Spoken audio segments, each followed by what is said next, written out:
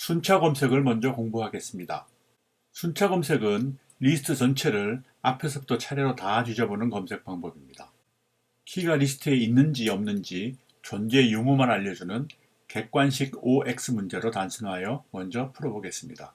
검색 대상 리스트와 검색할 키를 인수로 받아서 키가 리스트에 있으면 true를, 없으면 false를 리턴하는 문제입니다. 리스트의 귀납 구조를 기반으로 사고를 하면 쉽게 함수를 작성할 수 있습니다. 리스트가 비어 있으면 검색 대상이 없으므로 false를 리턴하면서 종료합니다. 리스트에 원소가 하나라도 있는 경우 리스트의 선두 원소와 키를 비교합니다. 같으면 찾았으므로 true를 리턴하면서 종료합니다. 다르면 후미 리스트로 검색 범위를 좁혀서 죄기로 검색을 진행합니다. 편집창으로 가서 이 알고리즘대로 코딩을 해보겠습니다. 함수 이름은 seek_search_ox로 하고요. 파라미터는 list_s와 검색키 s입니다. 반복 조건은 list_s가 비어있지 않은 경우이고요. 만약 그렇지 않고 list_s가 빈 리스트여서 종료 조건을 만족하면 키를 찾지 못했으므로 false를 리턴합니다. 반복 조건을 만족하면 선두 원소와 검색키 x를 비교합니다. 같으면 true를 바로 리턴하고요. 다르면 후미 리스트로 재기 호출합니다. 함수를 완성했습니다. 테스트해 볼까요? 키가 검색 대상 리스트에 있는 경우와 없는 경우를 테스트해 보겠습니다. 실행해 보겠습니다. 모두 잘 작동합니다. 어떻게 이런 결과가 나오게 되었는지 실행 추적을 해보겠습니다.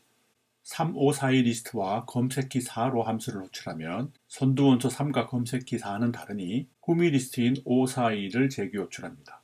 여기서도 선두 원소 5와 검색키는 다르니 후미 리스트인 42를 재기 호출합니다. 그런데 이번에는 선두 원소 4와 검색키 4가 같으니 라인 4번을 실행하여 true를 리턴합니다. 이번에는 검색키가 검색 대상 리스트에 없는 경우입니다. 3542 리스트와 검색키 6으로 함수를 호출하면 선두 원소 3과 검색키 6은 다르니 후미 리스트인 542를 재기 호출합니다. 여기서도 선두 원소 5와 검색키 6은 다르니 후미 리스트인 42를 재기 호출합니다. 여기서도 선두 원소와 검색키 6은 다르니 후미 리스트인 2를 재기 호출합니다. 여기서도 선두 원소 2와 검색키 6은 다르니 후미 리스트인 빈 리스트를 재기 호출합니다. 그런데 이번에는 리스트가 비어 있어 종료 조건을 만족하므로 라인 8번으로 가서 false를 리턴합니다. 이 재기 함수는 저절로 꼬리 재기 함수가 되었습니다. 따라서 바로 while loop 버전으로 바꿀 수 있습니다. 반복할 부분은 while로 바꿉니다. 종료 조건이 만족하여 루프를 빠져나오면 키를 찾지 못했으므로 false를 리턴합니다.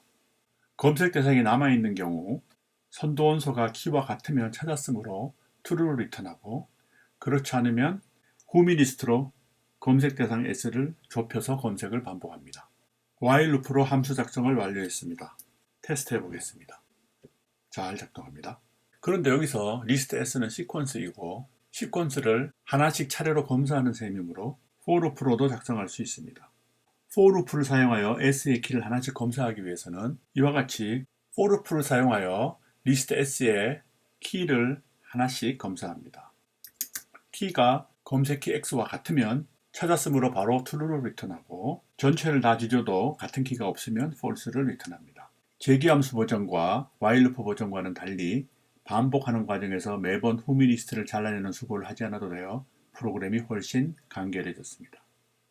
그런데 사실 이 함수는 논리값 true 또는 false를 리턴하므로 if else 제어 구조 대신 논리식만으로 제어 흐름 표현이 가능합니다.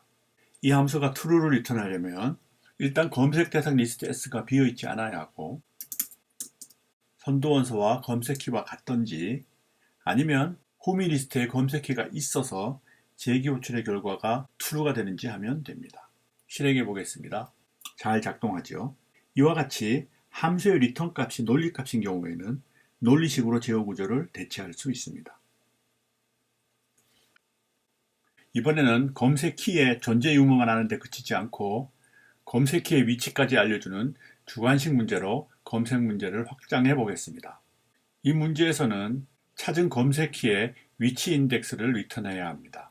검색 키가 없으면 none을 리턴합니다. 이 주관식 문제에서는 키를 찾았을 때 true 대신 찾은 키의 위치 인덱스를 리턴해야 합니다. 그런데 이 함수는 후미 리스트를 잘라내는 식으로 검색을 하기 때문에 최초 인덱스 정보를 잃어버리게 됩니다. 인덱스 정보를 잃어버리지 않을 유일한 방법은 검사 중의 키의 인덱스를 추적하여 알고 있어야 합니다. 재기호출하면서 검사 중인 키의 인덱스를 인수로 전달해야 합니다. 재기호출에 추가 파라미터가 필요하므로 내부에 재기호출용 룹을 만들겠습니다. 그런데 여기서 x값은 변하지 않으므로 전달할 필요가 없겠습니다. 이 함수를 최초로 호출할 때 리스트 S의 선두 원소를 검사할 것이므로 인덱스 0에서 시작합니다. 재기함수 루프의 두 번째 파라미터 i는 현재 검사 중인 인덱스를 나타냅니다. 따라서 검색 키를 찾은 경우 찾은 키의 인덱스 값인 i를 리턴합니다. 그렇지 않으면 후미 리스트로 재기 호출을 하는데 후미 리스트의 선두 원소는 오리지널 인덱스를 전달해야 하므로 i의 1을 더하여 전달합니다. 리스트를 다 검사해도 검색 키가 없으면 none을 리턴합니다. 함수 작성을 완성했습니다. 실행해 보겠습니다. 잘 작동합니다.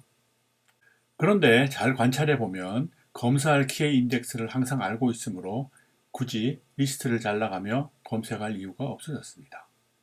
키를 비교할 때 선도 원소와 검색 키를 비교하는 대신 인덱스 i의 원소와 검색 키를 비교하도록 하면 됩니다.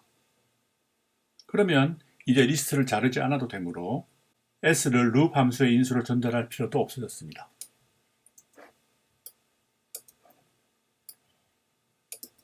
그러면 이제 리스트 s가 변하지 않으므로 이 반복 조건은 더 이상 사용할 수 없습니다. 리스트가 비어있지 않음을 인덱스 i를 중심으로 논리식을 세워보면 인덱스는 0보다 크거나 같아야 하고 리스트의 길이보다는 작아야 합니다. 이 조건을 만족하면 검색할 원소가 남아있다는 뜻이 되어 반복 조건으로 사용할 수 있습니다. 그런데 파라미터 i의 최초 전달 값이 0이고 i 값은 그 이후에 계속 증가만 하므로 굳이 이 조건은 필요가 없겠습니다. 리스트를 끝까지 검사한 경우에는 리스트의 길이가 i와 같아지게 되니까 이 논리식이 false가 되어 종료 조건을 만족하게 됩니다. 이 함수를 테스트해 보겠습니다. 마찬가지로 잘 작동합니다. 어떻게 이런 결과가 나오게 되었는지 실행 추적을 해보겠습니다. 검색 키가 검색 대상 리스트에 있는 경우입니다. 먼저 loop 0을 재기 호출합니다. i 값은 0이고 s의 길이 4보다 작으므로 반복 조건이 true이고 s0은 3이고 검색키 4와 달라서 i 값을 1 증가시켜 재기 호출합니다. i 값은 1이고 s의 길이 4보다 작으므로 반복 조건이 true이고 s1은 5로 검색키 4와 달라서 i 값을 1 증가시켜 loop 2를 재기 호출합니다.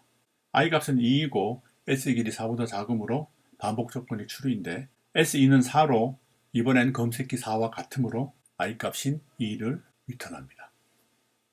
이번에는 검색키가 검색 대상 리스트에 없는 경우입니다. 먼저 loop 0을 호출합니다. i 값은 0이고 s의 길이보다 작으므로 반복 조건이 true이고 s0은 3으로 검색키 6과 달라서 i 값을 1 증가시켜 loop 2를 재기 호출합니다.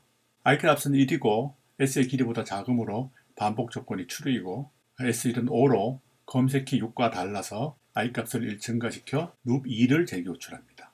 i 값은 2이고 s의 길이 4보다 작으므로 반복 조건이 true이고 s2는 4로 검색키 6과 달라서 i 값을 1 증가시켜 loop 3을 재기 호출합니다.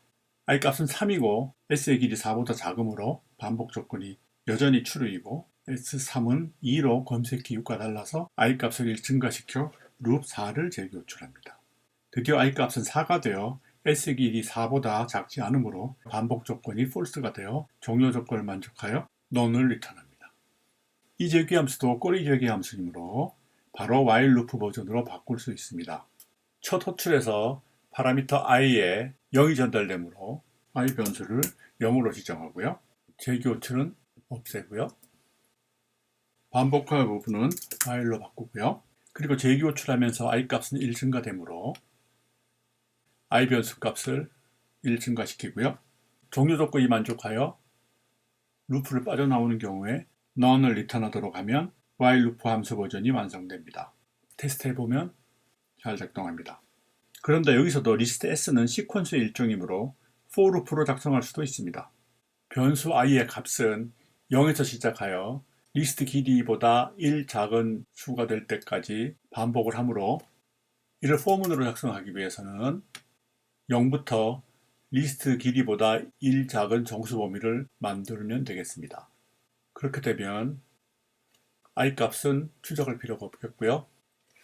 검색키를 찾으면 바로 해당 인덱스 i를 리턴하고 끝까지 검사해서 찾지 못하면 none을 리턴합니다. for 버전을 완성했습니다. 실행해보면 잘 작동합니다.